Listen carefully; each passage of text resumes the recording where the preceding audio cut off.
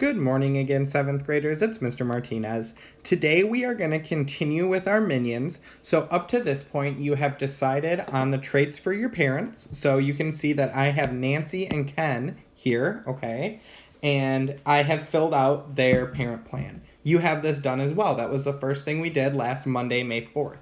If you haven't done that yet, you need to pause right now. You need to go back to the post from Monday, May 4th, and you need to do your parent plan, and then you need to draw your parents, okay? That's the first thing you need to have done. If you don't have those things done, you need to go back and do them, and then come back to this video, and you can continue watching, okay? Now, for those of you that are caught up, we're going to continue with this project, and our next step is to figure out what our baby is going to look like. And in order to figure out what our baby is going to look like, we need to combine the traits of our mom and our dad minion, okay? And you can see that in order to do that, we're going to have to do Punnett squares, okay? So we're going to take the genotypes and the phenotypes from Nancy and Ken in this example, and we are going to do Punnett squares for them. Now, you can do this on a piece of paper, just like you did for drawing your minions. You can do this by writing on your iPad. It's probably easiest to write on a piece of paper, but I'm going to do it on my iPad so that you can see what I'm doing. Otherwise, you wouldn't be able to see it. So, the first Punnett square we're going to do is skin color, okay? So we're going to go to our blank page, and we're going to write on the top, skin color Punnett. And remember, when we do our Punnett squares, no matter what the trait is, we have to know the mom's genotype and the dad's genotype. We get those genotypes from our parent plan. So Nancy's skin color genotype is big Y, little y, and Ken's is little y, little y. So we know Nancy has a big Y, little y, and Ken has a little y, little y. Now we have to draw our Punnett square, which is just a square divided into 4 pieces. And we put Nancy's genotype up on the top and Ken's on the side. So big Y, little y, little y, little y. And then we fill in the Punnett square. Right? Just like that. And anytime there's a big Y, so you can see there's big Y here and a big Y here. Anytime there's a big Y, you're going to have yellow skin. So you write yellow in there, right? And anytime that there is a little y, you're going to have green skin. And you can see there's 2 little y's right here. Okay? We're not done yet. We need to do our probabilities. So we need to know the probability of yellow skin versus green skin. And remember, each of these boxes is worth 25%, right? Each of them. So, we have 2 yellows, right? 2 of them are yellow. So there's going to be a 50% chance that the baby minion has yellow skin. And then there's 2 greens, so there's a 50% chance that the baby will have green skin, okay? So, I want my baby to have green skin, okay? Because it's 50-50, I get to choose, okay? If one of these numbers was bigger than the other, like it will be in the next example, then you have to go with the one that's bigger. But for now, I get to choose, so I want my phenotype to be green, and I want my genotype to be little y, okay? That's going to be important. You need to do that. You need to box in the phenotype, like I did here, green, and then you need to circle the genotype that you're going to use, okay?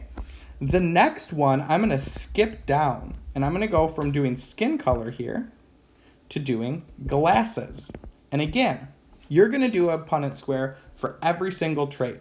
I'm just doing a couple of examples so you can see what you're supposed to do.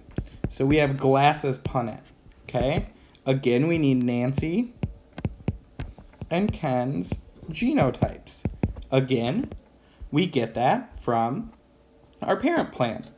They both Ken and Nancy, have a big G, little g. You can see that here. So I write big G, little g, big G, little g. And then I do my Punnett square. So again, I draw it over here. I draw my square. I split it up into 4. I put the genotypes onto the box, and then I fill out my Punnett square.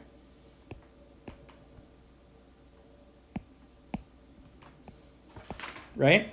And anytime there's a big G in these 3, if we don't remember, we can always go back to our menu and we can look, and anytime there's a big G, it's going to have glasses, and anytime there's 2 little G's, it's going to be no glasses, okay? So, yes, yes, yes, and no, okay? So then we need to calculate our probabilities of glasses and no glasses, okay? Glasses has 1, 2, 3. So remember, that's 25 plus 25 plus 25. That equals 75%. And then there's 1 with no glasses, which is 25%. Now, we don't get to pick on this one, right? We don't get to pick our phenotype because 75% is bigger than 25%. So this baby minion will have glasses. Now there's 2 phenotypes that will tell us that will give us glasses. So I'm going to say it will have big G, okay? So you're going to go through and you're going to do this for every single trait. And then once you've done it for every single trait, your last step for the day is going to be to go in to the Baby Minion plan that was posted on Google Classroom, and you are going to fill in the Baby Minion plan.